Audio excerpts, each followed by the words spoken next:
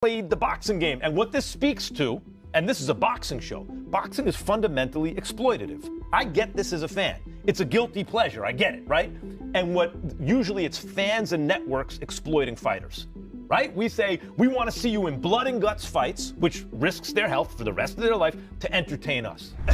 But here's what's crazy to me about a fight like that. And I remember, you know, when I'm a little kid, Sugar Ray Leonard wins the gold medal, and then you blink, he's fighting Benitez for the title, then he's fighting Durant twice, then he's fighting Hearns. It didn't take 100 years to make the fight. But what's wild about something like this is a real super fight, and I said this on the broadcast for Crawford and Canelo, can't be promoted into existence. Right. What a real super fight is, the dust settles in an era, and there are two dudes left standing. There's Ali, there's Frazier, there's Leonard, there's Hagler, there's Mayweather, there's Pacquiao. That's a super fight, right?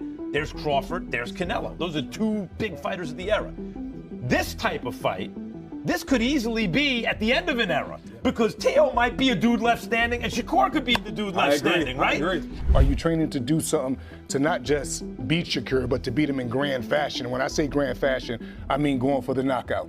Well, I think that the whole thing is the Bible of boxing really is that if you look for the knockout, you won't get it. You know, I think really it's just all about setting the good pace early in the beginning rounds and then going from us. When a person underestimates you, that's lovely. And that ain't the only thing he's underestimating.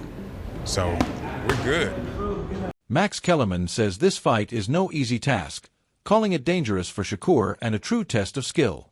Teo stays determined and says the fight will be a rude awakening for Shakur Stevenson when they finally meet. Shakur's coach, Jack, says they kept their usual training methods, but adjusted the strategy this time to prepare him smarter. Max Kellerman says that while Shakur's power is impressive, Teo's strength and footwork in the ring are also formidable, showing his determination and skill part. Shakur says people criticize him and don't give him the credit he deserves, often downplaying his achievements and calling his opponents insignificant. Meanwhile, pleasing fight. We've seen the way Teo goes against some of these boxers. We've seen Shakur in some bad fights, obviously, although Shakur looks pretty damn good against Williams Zepeda. Teo's not a pressure guy. He likes to counterpunch. Two counterpunchers, really. Yes, it is not like, but there are some fights, guys. I think about Pernell Whitaker and Buddy McGirt, or Sugar Ray Leonard and Wilfred Benitez. I love the high-speed chess match. Not every fight has to be rock'em sock'em robots, right? That is, I agree with you. Aesthetically, there could be problems because someone has to take the lead, and they're both counterpunchers.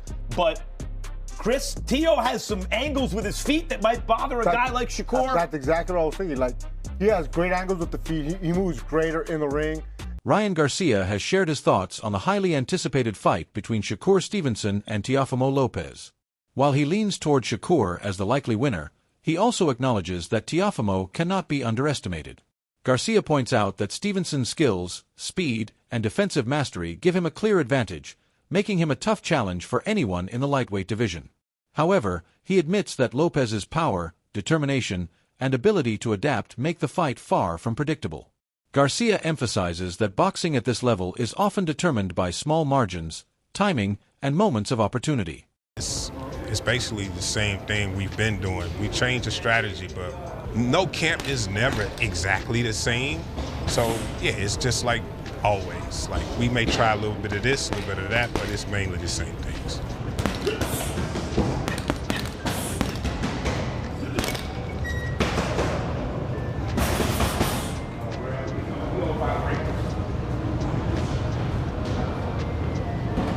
One of the best things we have going for us, when a person underestimates you, that's lovely. And that ain't the only thing he's underestimating. So, we're good.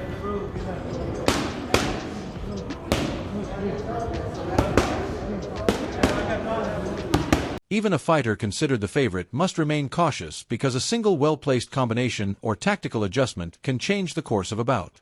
For Garcia, the matchup represents a fascinating clash of styles where Stevenson's technical brilliance meets Lopez's offensive versatility. While he favors Shakur, he stresses that Teo has the tools to pull off a surprising victory. Oscar Valdez recently shared his perspective on the upcoming Teofimo Lopez versus Shakur Stevenson fight, explaining why he believes Teofimo has a real chance to win. I like about Teo's style, I mean, when you have a guy like Shakur whose defense is that good, and he's not just a guy who's going to hug you, he can box, you know? the easiest thing in the world is just to pick him against everybody. Right. Yes. But Tio also has the kind of footwork, Malik, where he steps around guys. And I think about Buddy McGirt, Meldrick Taylor. Yes. Roy, where Meldrick had quick enough feet where if you were going to come right at Buddy McGirt, he could box you. But Meldrick could give him angles that were more difficult. I think of Roy Jones, James Toney.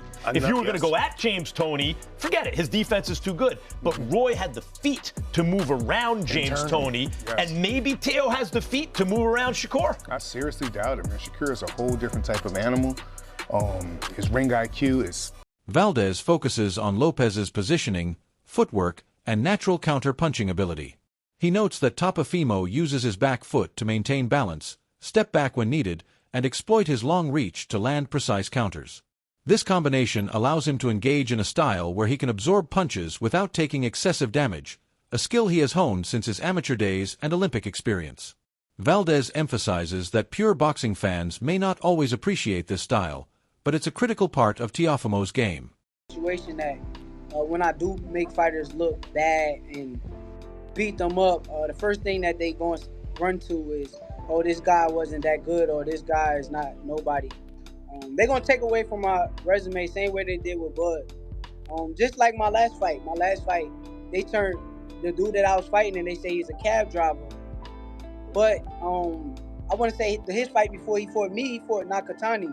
And no disrespect to Tio. Tio had, a majority decision with Nakatani. Lomachenko, it took him 9 or 10 rounds to get him out of there.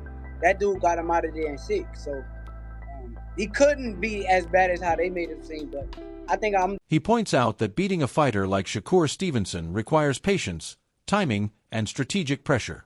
Taofimo must wait for the right moment to land effective shots that force Stevenson into difficult positions, just as other skilled fighters have done against technically superior opponents in boxing history.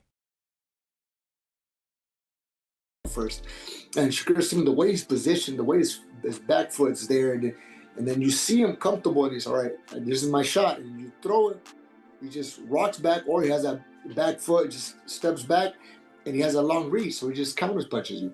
And that's part of the game. You get hit and not get hit. And Shakur Stevenson does it to the T. He perfected that since he was an amateur and Olympian, silver medalist, and now he's done it as a professional. Maybe not the whole world enjoys it, but the pure boxing fan will maybe appreciate that. I know you tried to do it, and Shakur's undefeated at this point, but like, how do you beat a Shakur Stevenson? I think how you beat a Shakur Stevenson, if I can go back and do something. Valdez draws parallels to past matchups where precision and opportunistic timing have allowed underdog fighters to claim unexpected victories. According to Valdez, Lopez's ability to remain composed of the sweet science, you may say. And it's not like Teofimo has a William Zepeda-esque style. He's not just going to be front foot, volume punching, eat punches to give punches. That's not how he's going to fight. He is going to try to go boxing IQ for boxing IQ with Shakur, but I assume do it more on an offensive front foot pace than trying to goad Shakur to walk to him. I mean, it might be the best option for Teofimo if he could get Shakur to be front foot and offensive because of maybe the deficiencies Shakur has on the front foot. We haven't really seen him be a dominant front foot control center fighter. But this is why I'm hoping, again, knock on wood, we don't get like a defensive standoff where we're both feinting and no one wants to take the lead foot and both guys want to play counterpuncher. I think that Tio can do both better than Shakur can do both. I think Shakur is probably the better defensive to offensive fighter. I think Tio could probably control distance and deliver counters under pressure makes him a real threat. If he applies smart pressure while staying defensively sound, I don't know. There could be a number of things you're talking about. Low blows, rabbit punches, rough clinch work, raking a forearm. I don't really know what he's talking about, but that's hilarious. He's just coming out and saying it. This is when Darren Till was telling Tommy Fury if he started losing the boxing match, he would kick him in the head. This is the same kind of energy, dude. Yeah, hey, listen, I might just do something illegal. Basically, when you see a fighter like him, it is not illegal to do certain punches and throw certain punches or hit certain areas. It's not, as long as it's not below the belt line. Is that true? I Are mean, you I saying can't you hit gonna behind hit the me in the head. back of the head? Yeah. Yeah, I was gonna say, what are we talking about? You can't. I'm gonna punch him in the back of the head. Huh? You can't hit behind the head. I mean, No, I know. There's rules to it. Back of the head. You can't hit nobody. but in the like- Tapafimo could challenge Stevenson's undefeated record. Valdez sees this matchup not just as a test of skill, but as a tactical battle where Lopez's counter-punching and strategic patience could determine the outcome.